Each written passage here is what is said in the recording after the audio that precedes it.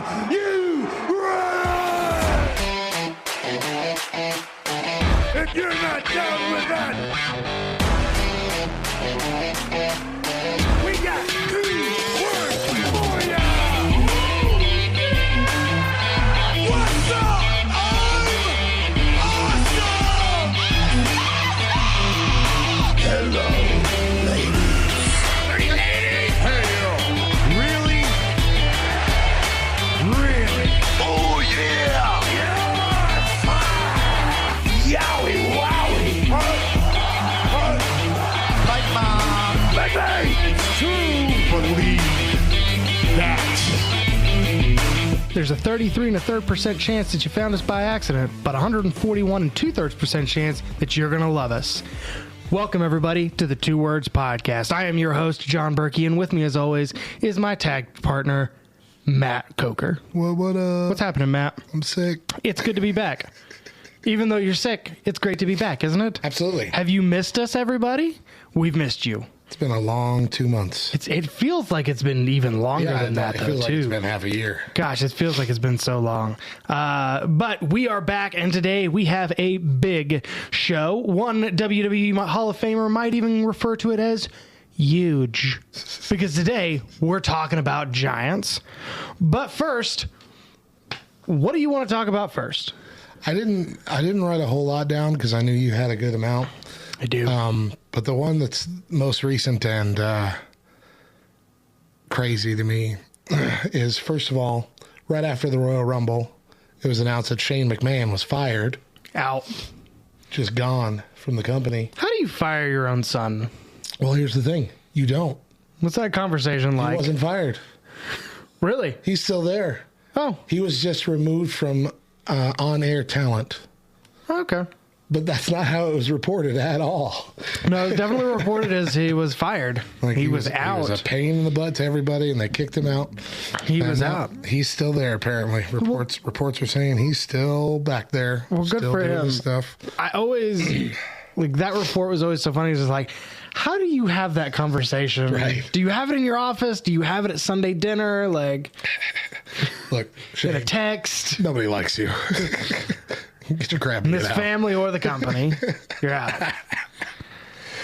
I think probably the biggest news over the last 24 hours has been Keith Lee arrived in AEW last night. That was my other one, yeah. Which, honestly, I kind of forgot that he was a free agent. Yeah. And so when I saw that, I was like, He was already off WWE TV for so long. yeah, he was sick or something. Yeah, wasn't and he? then he came back for all of a hot minute as Bearcat. Bearcat. And then he was fired. That was, So yeah, it just felt like he's just been gone for a year. yeah. Yeah, so I'm pretty excited. I think that, to me, that's like one of the bigger swipes. Absolutely. Like behind Bryan Danielson.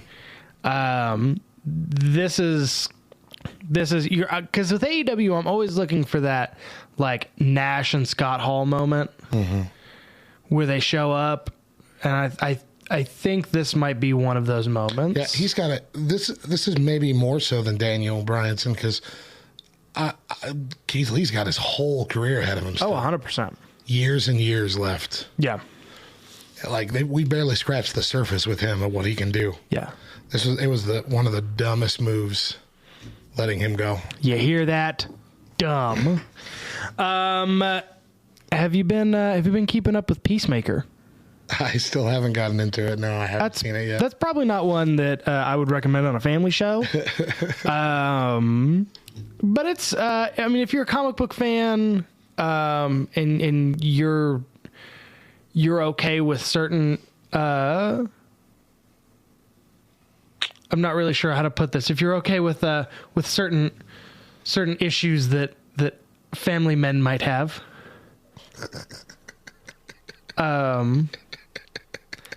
It's just not something I would recommend you sit down. Like, do you remember when Deadpool came out? It has mature themes and images. Oh, very mature. Do you remember when Deadpool came out and people were like, shame on you, Ryan Reynolds, for making a movie for 13-year-olds that has all this language? Right. I watched it recently. I'm like, oh, this is nothing now. Yeah. This is nothing compared to what's out. Yeah.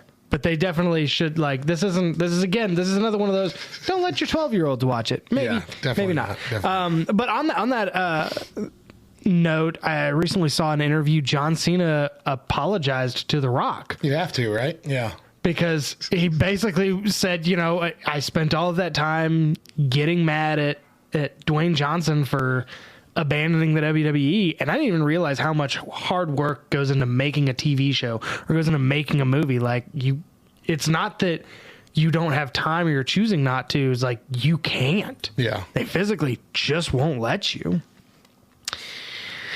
Is The Rock wrestling news anymore?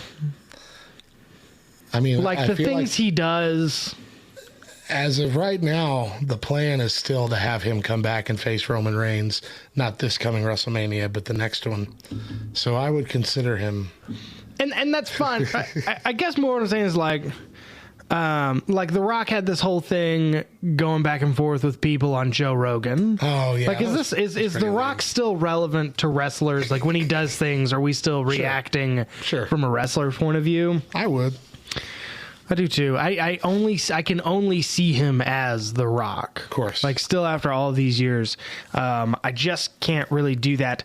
Another cool article I found, Freddie Prinze Jr., who, depending on your age, depends on what you remember seeing him in. But Freddie Prinze Jr. did a stint of writing for the WWE and remembers a time back in 2008 when he pitched Jeff Hardy winning the WWE Championship, and people were arguing with him on that. And to make his case, he pitched he talked about and brought up Jeff Hardy's merchandise numbers at the time, which were higher than Triple H's. Yeah. In a meeting with Triple H. And surprise, surprise, that didn't go well. Yeah, it didn't go well. Apparently, he left the room fuming, and then somebody else walked in the room and was like, "Yeah, that's not going to happen." That's just come on, Triple H, take your lumps. Yeah. And I guess lastly, really for me, Nick Khan, who is what's he, the chief operations officer? One of the head. He's like the president of the company, but he's not a CEO of WWE, has confirmed that the WWE has taken calls from companies about buying the company. However, they are not actively in talks to sell the company. Yeah, not actively, but that doesn't mean that they're not open to it. Who do you think is going to buy? Who do you think? Disney. You think it's going to be Disney? Certainly. When it happens, it's going to be Disney. You think it's going to be Disney? Because they're already in a deal with Disney in other parts of the world. Gosh. To air on one of the channels that Disney has on Disney Plus. That's not in America. It's like Star or something or other in a couple other countries. They already have a deal with them for that to basically be the Peacock TV for them in those couple countries. It's probably going to happen with the UK too. I mean, it's a massive, massive library of content, and it's still a big draw for, family content right now. Mm-hmm. And Disney Plus can afford to lose money for the rest of its existence. So why not?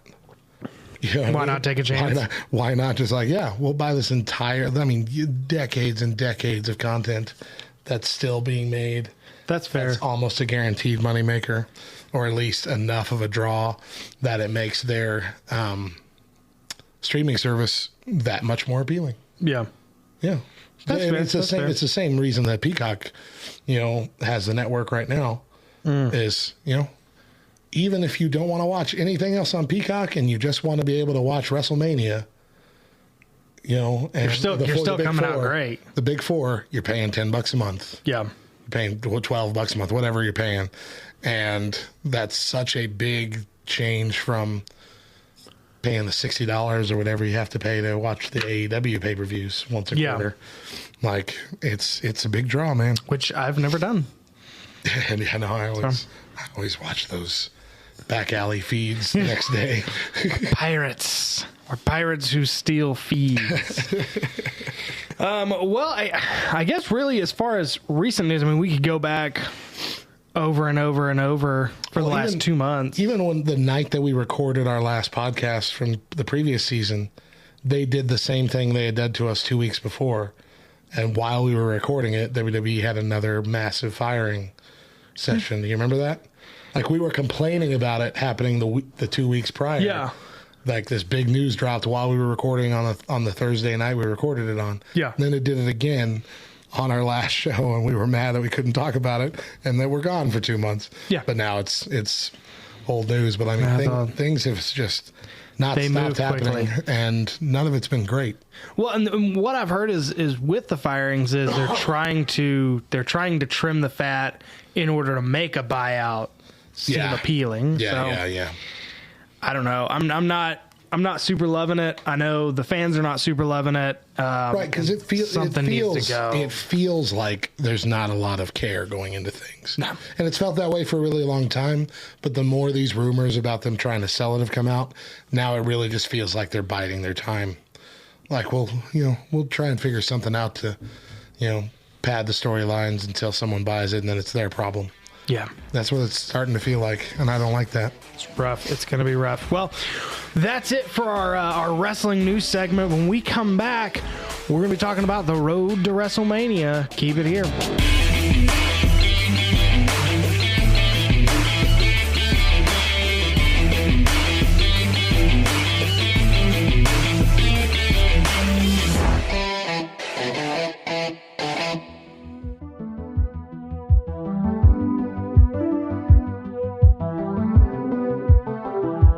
Hey everyone, I'm Joshua Horka, and this is Reviews of the Nerds.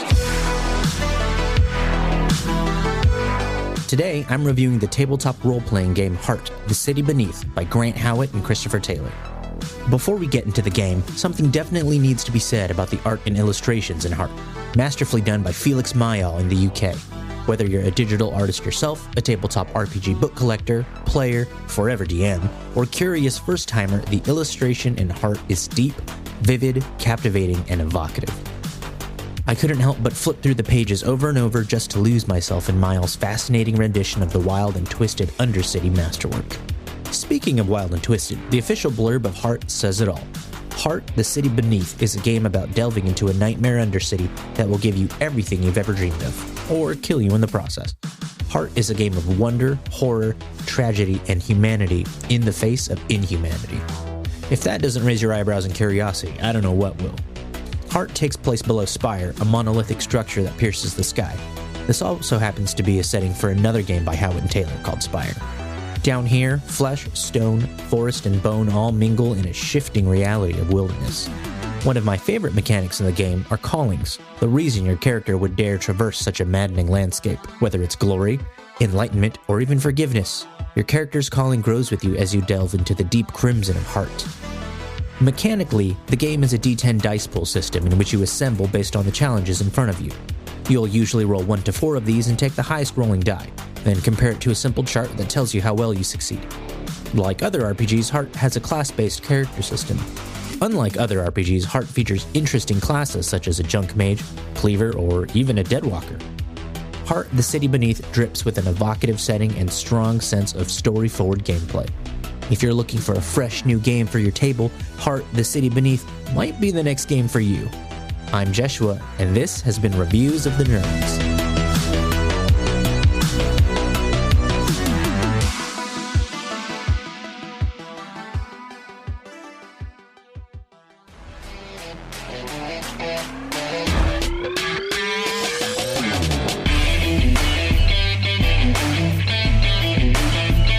Welcome back to the Two Words Podcast. We're much like Willie Nelson. We're on the road again. The road to WrestleMania, that is. But what was once a great 3 months of storytelling and matchmaking has fallen flat in recent years. And this year seems to be back on track to do the same with what I will say is an incredibly, unbelievably, insanely mediocre Royal Rumble. Like, not necessarily bad. Like, a lot of people have been jumping to it was a terrible Royal Rumble thing, and I don't think so. No. I just think it was boring overall. There were a few bright moments, but just mostly just kind of, okay.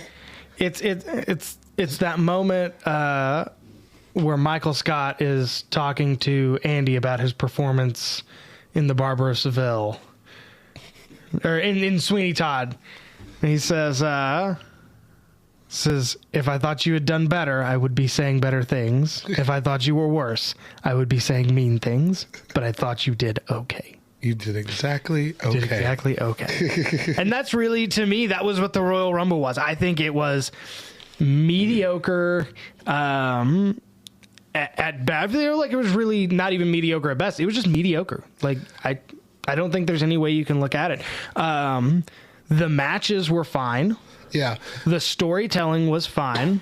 Except in the Rumbles. There weren't a lot of storytelling elements in the Rumbles.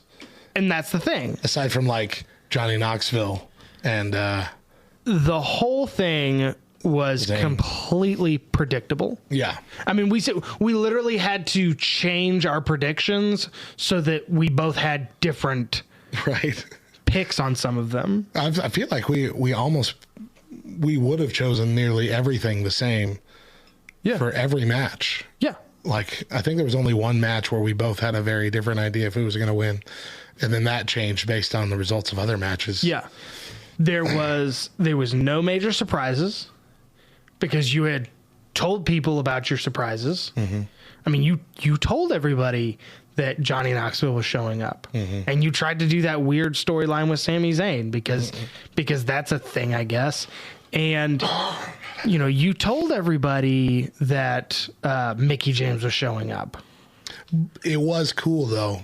That's one of the best moments. Awesome. Her coming out with the Knockouts Championship belt. Yeah, and the big country theme song and changing up their look. Just that was really 10 good. minutes of Mickie James and that persona I enjoyed much more than anything she did in a recent run with WWE. Yeah. Which is not a knock on her, but it's a knock on what WWE tries to package people as. Yeah. They made her be who she was in the past instead of letting her be her new character. You could have done so much more. Yeah, you could have done something really cool. And I mean, there like one surprise, and that was Ronda Rousey. And I'm not even sure that wasn't even surprising. Wasn't even a surprise because it got spoiled 24 hours in advance. Oh, really? Okay. She was there.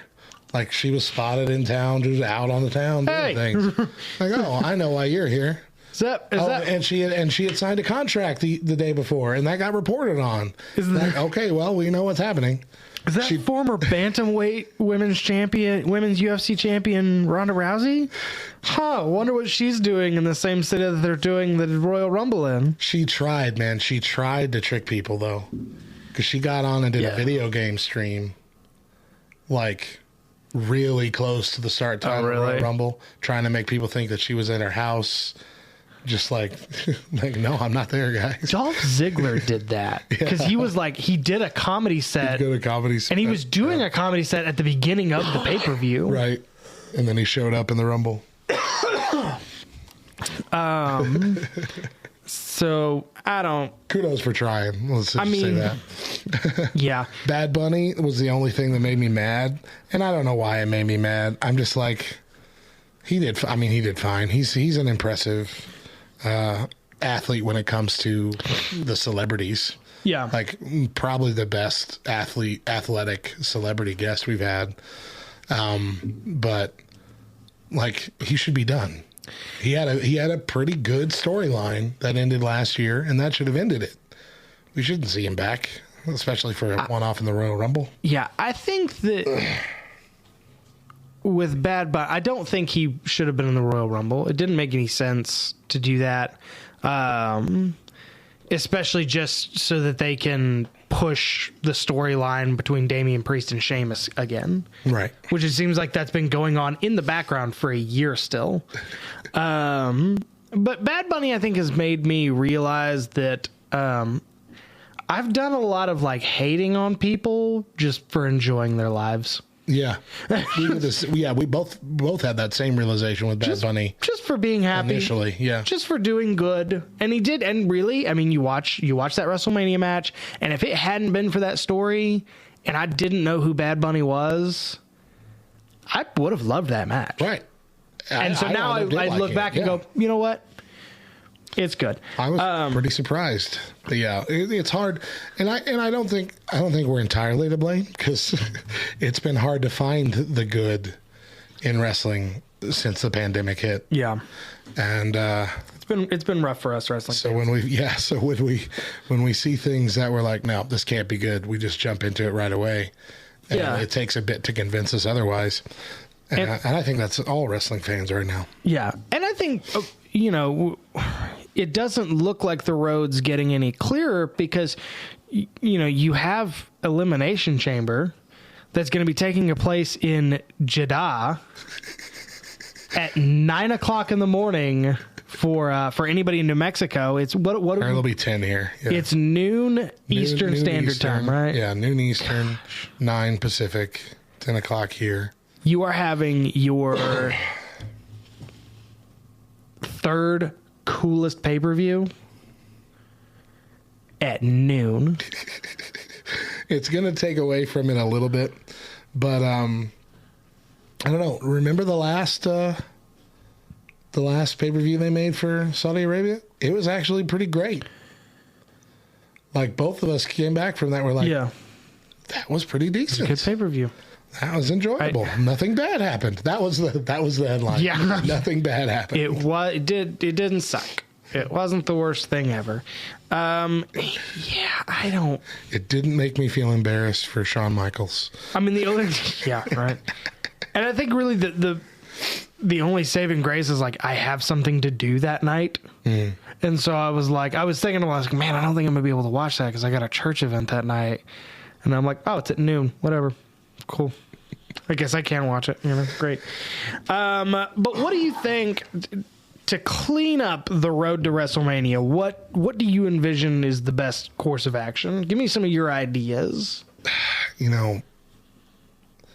That's a good question, and it's a hard one to answer. I think, especially with the title picture, we are looking at Brock versus Reigns, of course, is the big headline. The thing I love the most about the Royal Rumble was the Paul Heyman screw job situation there. That felt very 90s WWF, like the stuff I liked, because there used to be those kind of turncoat situations like once a month. Yeah, all the time. And it was always fun. Like, it never felt old back then. And so that was a really cool moment. I'd like to see that continue to play out, but now from more of a Roman's got the upper hand kind of thing. Yeah. As opposed to what they've been doing with the storyline before. But I don't know. I feel like they're going to put the title back on Brock at Elimination Chamber, and it's going to be a champion versus champion, possibly a unification thing. Like a winner take all kind of thing. I don't know how that's going to go. I don't want Roman Reigns to win both titles, but I feel like he would. They're going to unify the Universal title with a title that's already been unified. Right. Gosh. So I don't know. That might be a very impressive match. In fact, it probably will be a very impressive match, but also, what do you do after that? We got Goldberg coming in for no reason again for Elimination Chamber. Like, Big E is out the door. Like, they're done with him.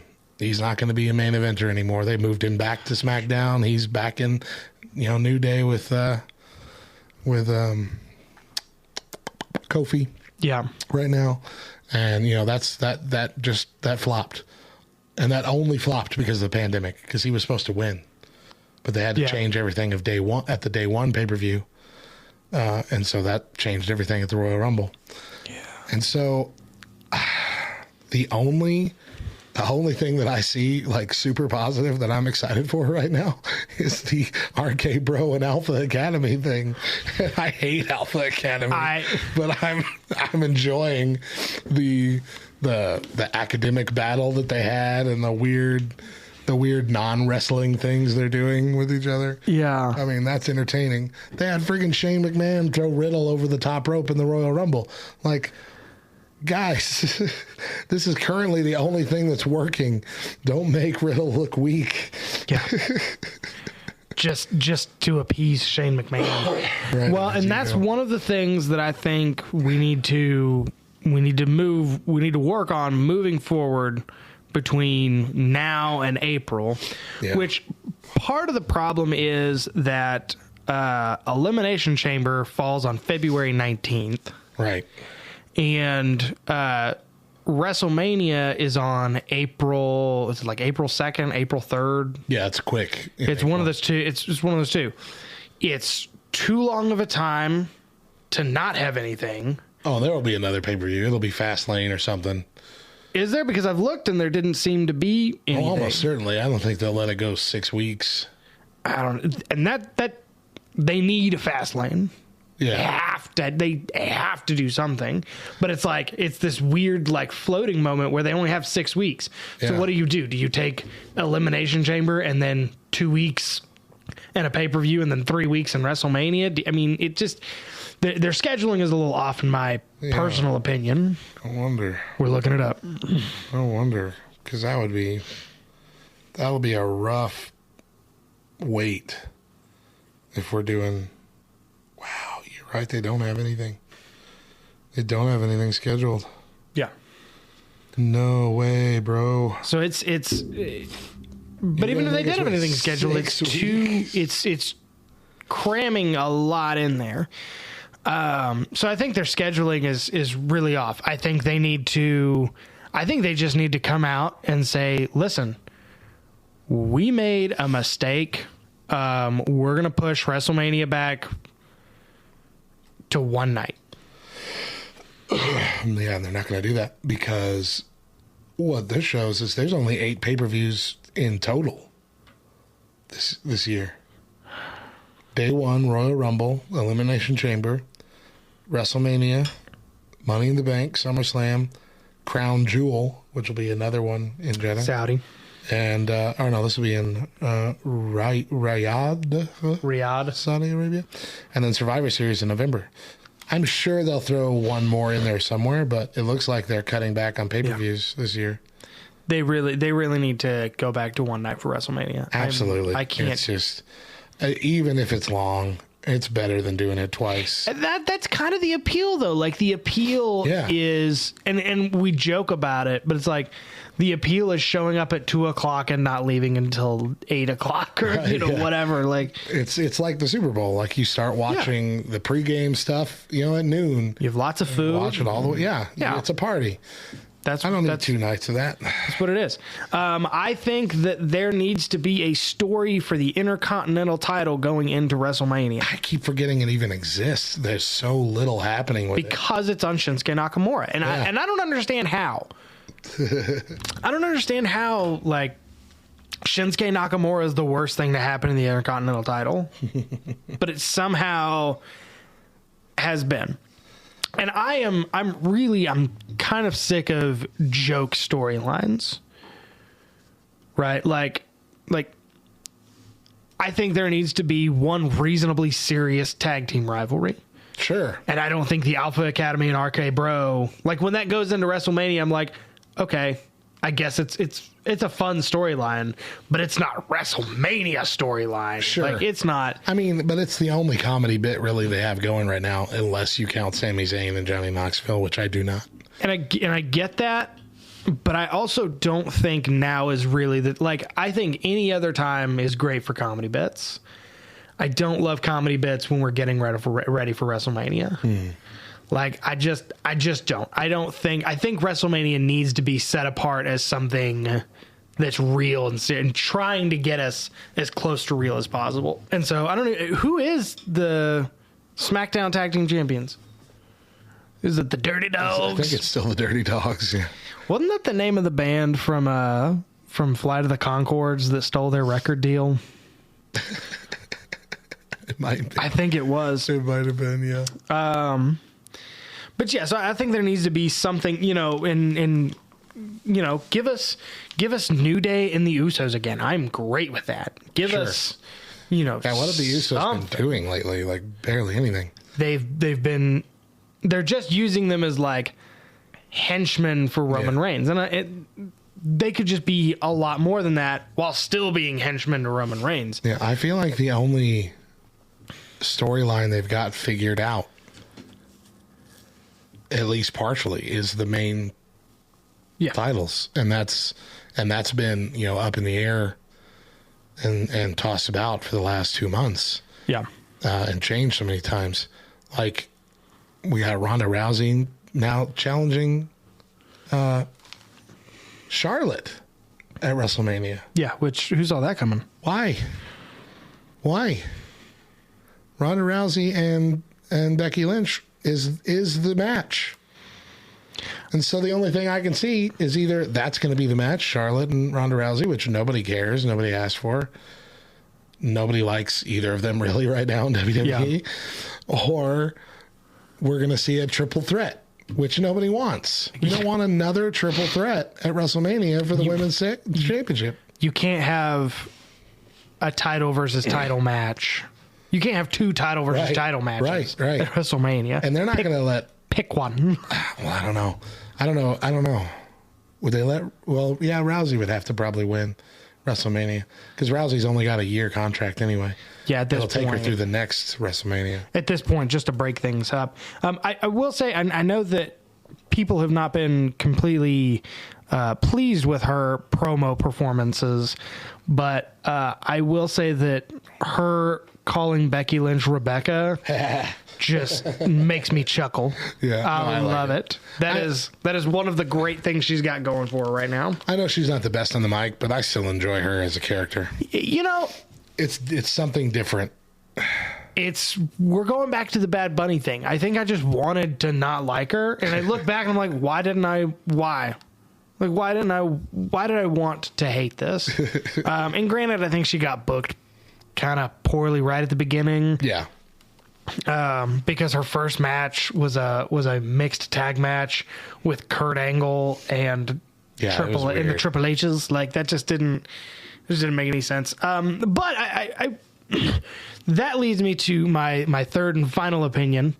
I think there needs to be a women's match for something that is not a championship. Yeah, we really don't see those all that often anymore. There's pay-per-views. I think that would I think that would make the women's division so much stronger if they could devote some time to storylines. And we know they can do it because they did it. Yeah. They did a great job back with the whole women's evolution thing that they did. They were doing phenomenal. It was the first time ever that I cared about the women's wrestling matches. Yeah. They were no longer, go to the bathroom matches. And so we know it's possible. Yeah. Do something. Who is the women's tag team champion? I don't even remember seeing those belts in months. They were on Baszler and Nia Jax. Right, but Nia's been fired for a couple months now, at least. I don't know. Now I have to look. Tamina and Natalia. They're still the oh my god. They're not even on the pay-per-views. No. They were in the Rumble. Gosh. Oh man. They immediately gave up on those championships. Everybody was pretty excited about them.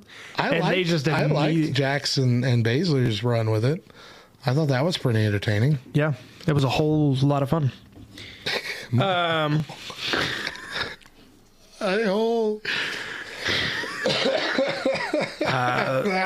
What do you guys think? Head over to our social media at 2wordsLTN. That's whatever social media that you prefer. At 2wordsLTN, and let us know what are some things and adjustments we can make on this course to make WrestleMania back to its former glory. But that's I think that's all that we got. Which isn't much. Which isn't much, but They're not giving us a lot to work with. they're not. But I even think these little changes, and then the rest is just fill in the blank stuff, like it's always been. But I think you got to do something to push as many people on. This is your biggest stage. This is your biggest thing. I mean, I remember when now all of your big matches are championship matches, which I remember when one of the biggest matches was a 5-on-5 championship or a 5-on-5 tag match to figure out who is going to be the general manager for Raw and SmackDown between Teddy Long and John Laurinaitis. And that was fun. Like, it was cool. It was good. It had something. But now it's like, well, if there's not a belt involved, who gives a crap? Right. If it's not the Undertaker's last match, then why would we do a non-title match? Yeah, it's dumb. But anyway, well, we're going to take a quick break, but when we get back, we got some big talk.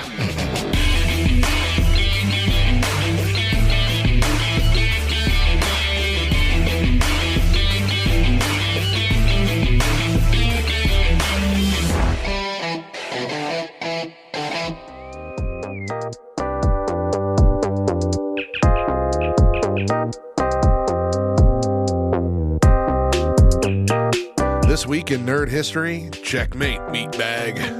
Nerd history. In the late 80s, a team brought on by IBM was working on a computer that could beat the world's best chess player, world champion Garry Kasparov. The second version of this machine, named Deep Thought, took on Kasparov and lost in 1989. After years of upgrading and a rename to Deep Blue, a play on IBM's nickname Big Blue, it faced Kasparov again in a 6-game matchup. These upgrades included training by chess grandmaster Joel Benjamin. In the first game of the 6-game matchup, Benjamin's training seemed to pay off, beating Kasparov for the first time on February 10th, 1996. However, over the course of the next 7 days, Deep Blue lost to Kasparov 3 times, and they drew on another 2 games, meaning Kasparov won 3-1. Deep Blue once again underwent an upgrade, with the unofficial nickname of Deeper Blue doubling its speed before its second rematch with Kasparov in May of 1997. Deep Blue went on to win with 1 game more than Kasparov in the tournament of 6 games. This version of Deep Blue was able to see up to 20 or so moves ahead. In the 44th move of the first game of their second match, unknown to Kasparov, a bug in Deep Blue's code led to it to enter an unintentional loop, which it exited by taking a randomly selected valid move. Kasparov did not take this possibility into account and misattributed the seemingly pointless move to superior intelligence. Subsequently, Kasparov experienced a decline in performance in the following game, though he denies this was due to anxiety in the wake of Deep Blue's inscrutable move. Following his loss, Kasparov didn't exactly lose gracefully. He accused IBM of human interference. After his protest went public, he demanded a rematch, but IBM had already dismantled Deep Blue, seeing the project as complete. IBM initially refused Kasparov's request for a printout of the machine's log files, but they did eventually publish them online. Kasparov once called Deep Blue an alien opponent, but later belittled it, stating that it was as intelligent as your alarm clock. Game Over, a documentary about these chess matches, attempted to answer the question of if Deep Blue cheated, but could not prove anything. Eric Hosen, a colleague of Garry Kasparov, says that I'd say the best evidence that they didn't cheat, or at least didn't need to, is that right now Stockfish on my iPhone would give Deep Blue a run for its money. The other thing is, how would it cheat? Chess is all above board. The only thing that could beat the best chess player is a better chess player, and that's what they built. I'm Radio Matt. See you next time for more Nerd history.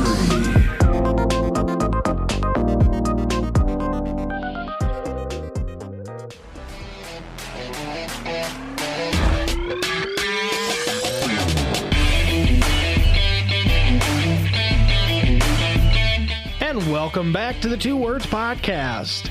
Let's be honest, if you're a professional wrestler, you're probably a big guy by real people standards. But there are a select few whose size is so unbelievable that it makes them who they are. It's a great tool, but you kind of got to know how to use it. So today we're talking about big guys. And I think the caveat to that is their size has to be astronomical. Like, I know that, and we'll get to, we polled our listeners, but there was some stuff on here like people want to talk about Big E.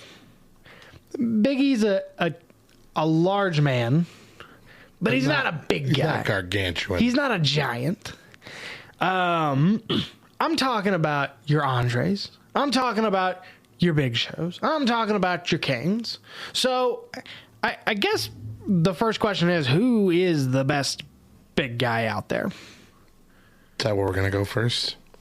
What's your best? You know, I have a hard time picking the best. I think I know it might be cliche and it might be just shows how much of like a mark I really am, but I really gotta go with Big Show. Really? I feel like I really do. Okay. And because I'm not a fan of, and I'm going to talk about this more in depth here in a minute, but I'm not a big fan of guys who like being big is their personality. Like the only thing you have going for you is being big. And there was an argument to be made that for a good while that was Big Show. And he was unsuccessful. Right. But yeah, then it started to become, you know, I prefer guys like Kevin Nash or like Kane or like The Undertaker or like Luchasaurus, guys who are, you know, I forgot about Luchasaurus. 6'8", 6'9", but there's also a personality there. Yeah. Big Show is one of the only people that I've seen that can mesh those two things together. I'd agree with that. You know, especially he was able to use his size, but he was able to use his size to compel people. So, you know, yeah, he could walk into a match and start throwing people over the top rope and, you know, be the big angry monster and nobody could touch him.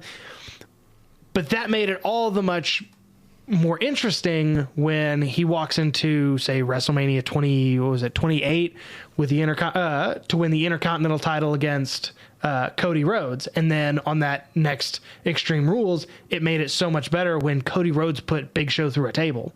Now, it was on accident, but it was still like, it was still a fun thing. And Big Show was able to create this storyline that I really worried if he was going to beat Cody Rhodes. And when he beat Cody Rhodes at WrestleMania, I was like, this is great. This is awesome. They were able to do something more than just, I'm a big, scary monster. True. Which is what they, I don't know if you ever watched Young Rock, but there is an episode where they're going back to when he was a little kid, and his dad was working for his grandmother's promotion there in Hawaii, and they were putting together this Rumble, and they were talking about, okay, Sika and Afa, you guys are going to do this, and I cannot think of the Iranian wrestler, the Iron Sheik. We're talking about Iron Sheik. You're going to do that. I don't know why I spent so much time on that, but Iron Sheik, this is what you're going to do. And somebody goes, Andre, are you listening? And he turns around and was like, I'm going to get in the ring. I'm going to smash two dudes' heads together. And then everybody's going to gang up on me, throw me out of the ring. And then I'm going to go back to feeding my birds. And everybody's just kind of like, yeah, that's pretty much what you're going to do.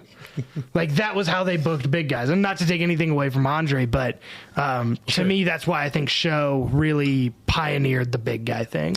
But I mean, that is how they booked him in every Royal Rumble. And that was. He always came in and he was always the guy that everyone had to eventually gang up on. But no, he was definitely a more charismatic big guy than I think most are. For some reason, most big guys have feel the need to be like looming, quiet presences, and he was not that. Even when he first came to WWE, the very first time you saw him was at the one and only St. Valentine's Day Massacre pay-per-view, where Stone Cold and Vince were having a match in a cage, and Big Show, or Paul White as they called him that night, it's Paul White, ripped the ring apart from underneath and climbed out and threw Stone Cold through the cage and accidentally caused him to win because he broke the cage, and that sent Yeah. Austin to the floor. But like just that first presence of it had that comedy element to it, but also that scary element to it. Yeah. And the fact that this was a big acquisition from WCW, which you didn't see a lot yet in WWE during those wars. You saw it go the other way. Like it was a big first moment. Yeah. And I feel like he lived up to that for the majority of his career. Yeah. I mean, there's a reason he's been around much longer than most other big men. Yeah, and it's using his size to tell a story that compels you is so important. Like, I remember I saw him, and this is when he had that short run as a heel back in like 2011, 2012. But I remember going to a show in Lubbock where he had a cage match with John Cena. Ooh. And like I watched John Cena pick him up and just like walk around with him. And you're just like, that's how you use your size to make other people look really, really strong. And like they were able to tell something really fun with that. And then you go into like the opposite spectrum of that with a guy like Luchasaurus, whose thing is that he's a luchador in a dinosaur mask and he's 7 feet tall. Which you can't teach, apparently. I was unaware you couldn't teach it. I thought you could. Or a guy like Lance Archer, who, is a big guy, uses that size, but also uses his own presence. Like Lance Archer would be Lance Archer without the 7 feet tall, I think, because he's got the murder hawk and it's awesome. Yeah. Guy like Undertaker. I mean, we never brought up the Undertaker's size, and he's like 6'10". Yeah, he's my number one. He's my favorite. And I remember what I liked about him is that he still had agility. It was hidden and he reserved it. But like his thing where he was like tightrope walking. Yeah. What was that move called? I don't even remember. They just called it Old School. Oh, okay. It's Old the school, dumbest name. Yeah. But like every time you saw him do that, it was a surprise because you forgot he could do that. How can this giant guy have that good of a balance that he can not only tightrope walk on the thing, but actually make an impressive like flying lariat or whatever out of it? Like it was very beautiful. You forget that he's that size and that he can do that until he is a man that size doing that. Right. And like he was the first person that I watched do the choke slam. And for a while that became the big guy move. Like every tall guy did the choke slam. And like for me, it always felt like they were ripping off the Undertaker because I just felt like he did it so well. Yeah. But his storytelling, that's the reason you just said, we never talk about his size because he had so much more going for him than just his size that made him such a compelling character for so long and a great, phenomenal wrestler. Same way with Kane though too. Kane as well, yeah. Kane was the same way. People don't give Kane the athletic credit that I think he gets, but like he told a really good story, but his size never came into play, which is why he was able to tell such, compelling, such believable stories. Yeah, and Kane could do that thing where he'd have a run where he is just this frightening presence. Yeah. Just coming and destroying. And then his next run would be the, comedy run with X-Pac or Daniel Bryan, and it'd be hilarious. And like he had that, like we didn't ever really see a comedy run with Undertaker. Yeah. But to see an Undertaker-esque character, an Undertaker-connected character, be able to switch his personality around like that, and you believe it every time. Yeah. No matter which way it is, like that's something super impressive too, that I don't think he gets enough credit for. Yeah, that bit backstage with Hogan and The Rock, like that's such a fun. That's such a fun thing. What about Mark Henry? Do we count Mark Henry as a giant? I would count Mark Henry. Mark Henry did use his size, but he is a big. I feel like Mark Henry is another one of those. He did use his size, but it was somehow got away with like using it in a compelling manner. I'd put Keith Lee in the same role. Yeah. With A lot of people do. yeah. My least favorite big guys. Let me add Andre the Giant and Kevin the Nash. Kevin the Nash. Kevin the Nash. Big Daddy Cool Diesel. Kevin Nash. Kevin Nash was amazing. We do not talk about how great Kevin Nash was. Because in a group where your smallest guy is 6'7" in Hulk Hogan, you're the tall guy. Right. Yeah. Like, you're the big guy.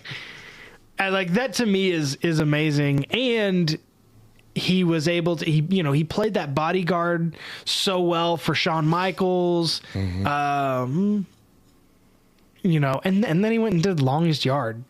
And he was fantastic in that movie. And most recently, he's headlining a movie about COVID-19 sending the world into a post-apocalyptic nightmare, and he's trying to save the world. Oh, we are doing a watch along with that. If ever there's a movie we need to watch along, it is that. Okay, so my least favorite, and I think we can just universally all say it at the same time. 1, 2, 3. Great Khali. He is the worst. He was so bad. He was like a building that had just grown arms and legs, and he was trying to figure out how to use them. It was so terrible. And they never put him with anybody that could like help him do promos or talk. It was awful. The Giant Gonzalez. Who could have been so great had they not been like, let's put him in a bodysuit with fake fur all over it and make it look like he's naked.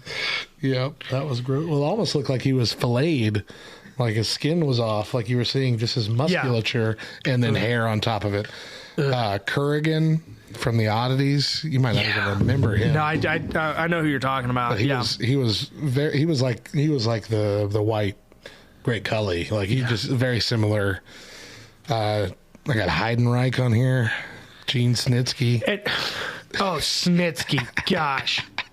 He was the one that punted the baby, right? Yeah, like. I think if I could go back to try to save one dude's career, I'd be like, listen, man, they're going to try to pitch an idea where you punt a fake baby. Just don't do it. Because you can be something, but you can't let them let you do that. Snitsky was awful. And I didn't even realize we talked about Kevin Nash and how great I thought he was in The Longest Yard. Yeah. That movie was so good, it made Great Khali look good. Was he in it too? Yeah. Oh, I forgot about that. He was the real big dude that was in like solitary confinement playing ping pong. Yeah, you're right. Yeah. I even liked him in that. His movie's called Lockdown, by the way, the new movie. The new movie. Oh, we need to watch Lockdown. Lars Sullivan. Yeah. Do you think Lars Sullivan could have had more had it not come out? Oh yeah, like his start was rough. It was the whole weird.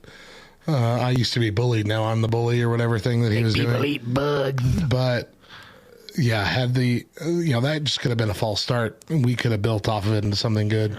But yeah, those weird rumors that I'm assuming they're probably true. I don't think they were rumors. I think somebody found the video. Yeah. That killed because I saw like a thumbnail and he was fully clothed, but I saw a thumbnail and I'm like, that's definitely Lars Sullivan. Definitely the guy. And he never came out and was like, no, that wasn't me. I didn't do that. I didn't. Also, screwed things up. Also, like, fix your teeth, dude. And I'm not here to make fun of, I really don't want to make fun of people the way they look or, but you are signed to a WWE contract. Hey, Roman Reigns did it. Yeah. At some point, you got to do it if you're going to be a big star. What was it? What was the Tom Segura bit about teeth? He's like, if you have messed up teeth and you're hungry and you only have $100, put that $100 towards fixing your teeth. I got Almost on here, which I don't need to really explain. He just has no personality. He's 27. Did you know that? Yeah, you told me that the other day. I'm like, that's pretty impressive, but Yeah. Grow some story talent here. Mabel, or Thank you. Viscera, or Big Daddy Thank you. V. Thank you. No, I've hated every Thank iteration you. of Mabel, King Mabel, whatever you want to call this dude. Now look, pretty dang athletic for a 600-pound and none of it be muscle guy. Yeah. But no, his best role was as a henchman in the Ministry of Darkness, and that's it. Yeah. Like he tag teamed with Midian, the guy that wrestled naked with a fanny pack over his wiener. Yeah. That was his best role. They let that dude win King of the Ring, man. They let him win King of the Ring. Why? We just sat by and watched it happen. Just let that happen. A note I have about Snitsky is that he punted a fake baby and then just became some dude obsessed with women's feet. Yeah, they made him really gross. And then I put, now this is controversial, and I put Big Cass on the worst.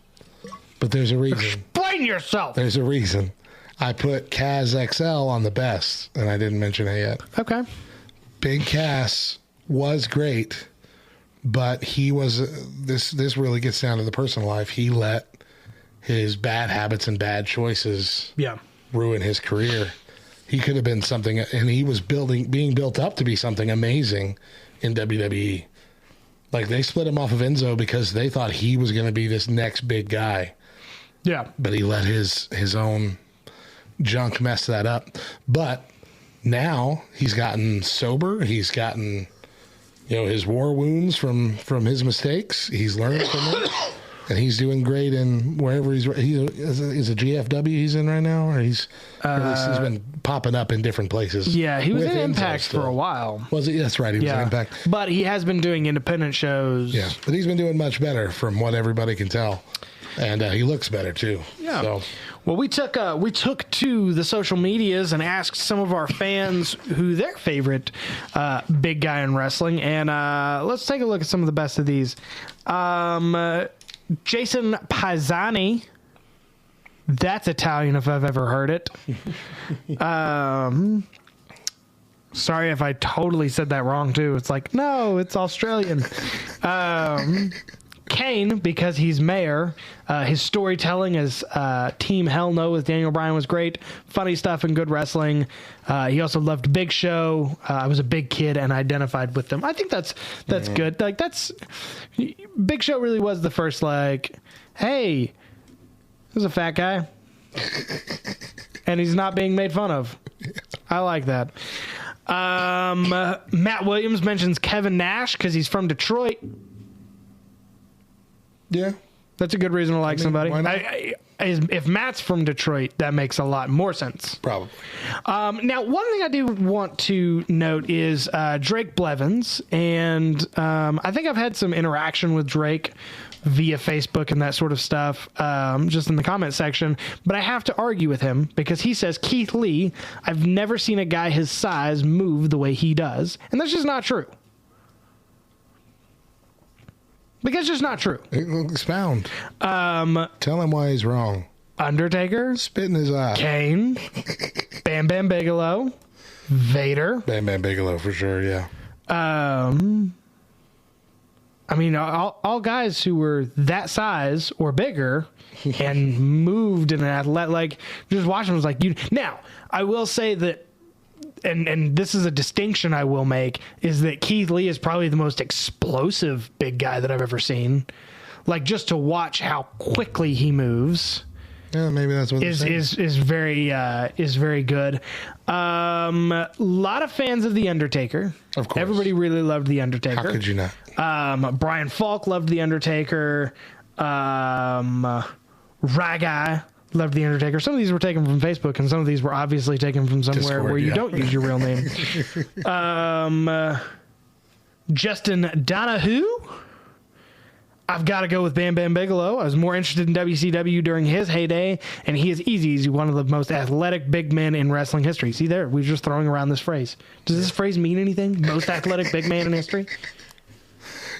Maybe I'm the most athletic big man in history. We're calling Biggie Langston, a big guy. Like, no. We got to draw some lines here. Let's see. Not a lot of love for Andre on this list. Just Matt Hooper. Hooper said him. I think one other person said him. Maybe not. But yeah, we definitely didn't mention Bam Bam Bigelow or Vader. I really love Vader. I don't have a lot of experience with watching Bam Bam Bigelow, but Vader, man, such an enigma of a human being. Well, there's also Big Boss Man. There's JBL. Like, that dude was 7 foot something. Yeah, you do forget JBL was very tall. I just think of that scene in Shrek. What am I? Really tall? And Kwig 27 says, for me, it's lame, but it's true. Brock. Again, where are we drawing the line on big men? Right. Because I feel like he's right on the line. He definitely stood, because I think he's big, but then he stood next to Amos, and he looked like a toddler. Yeah. Or there's that picture of him next to Shaq, and he looks like an action figure. He looks like a toy. It's ridiculous. Well, here are, before we go, a couple of big facts that I have that you may not know. 3, to be exact. So everybody knows that Andre the Giant was the tallest professional wrestler, or he was the biggest professional wrestler at 7 feet 520 pounds. However, he was not the tallest professional wrestler. That distinction goes to Jorge the Giant Gonzalez, who we mentioned was awful. So he was huge, though, man. He was so tall. They deserved the Giant in the name. And while Andre was the tallest WWE champion, he was not the heaviest WWE champion of all time. Yokozuna is the heaviest WWE champion at nearly 600 pounds. We didn't even bring up Yokozuna, did we? 600-pound dude that can do a super kick. Yeah. Are you kidding me? Also, fun fact, just to get out of the WWE, 7 foot tall, 300-pound former TNA tag champ Matt Morgan gave up the trunks in favor of a suit and tie and is now the city commissioner in Longwood, Florida. So if you're out and about and you see a giant, just go talk politics in Longwood, Florida. Or wherever Kane is the mayor of. Somewhere in Tennessee. Is it Tennessee? Yeah. I want to say it's Knoxville, but it's not Knoxville. It's like Knock, Tennessee or something like that. It's very similar to Knoxville.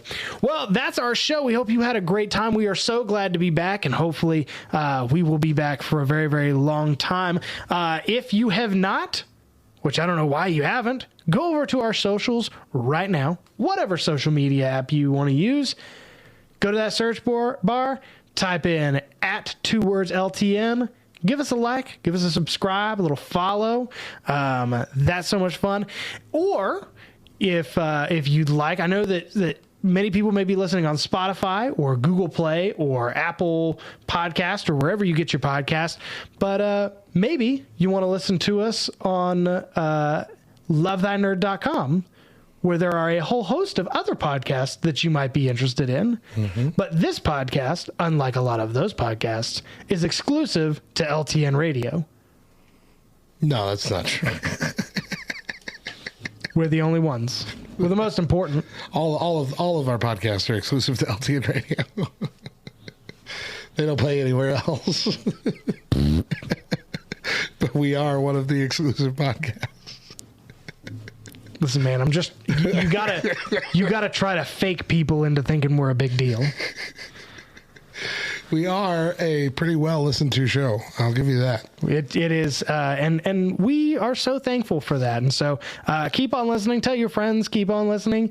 And we're gonna be back here next time. Talking about the little guys. So that's gonna be a fun. Oh, we're doing a little guys. We're doing a little guys. We went big, and now we went small. And we'll recap whatever happened at Elimination Chamber. If you're too big of a wrestler, yeah. You're too small of a wrestler. Right through Yale. Big, too small. Overcook, undercook. You charge too much for glasses, sweaters. Right through jail. Title belts. We could make a Parks and Rec podcast, I think. But we're not going to. But until the next time you hear from us, my name's John, his name's Matt, and if you're not down with that, we got 2 words for you. Bye.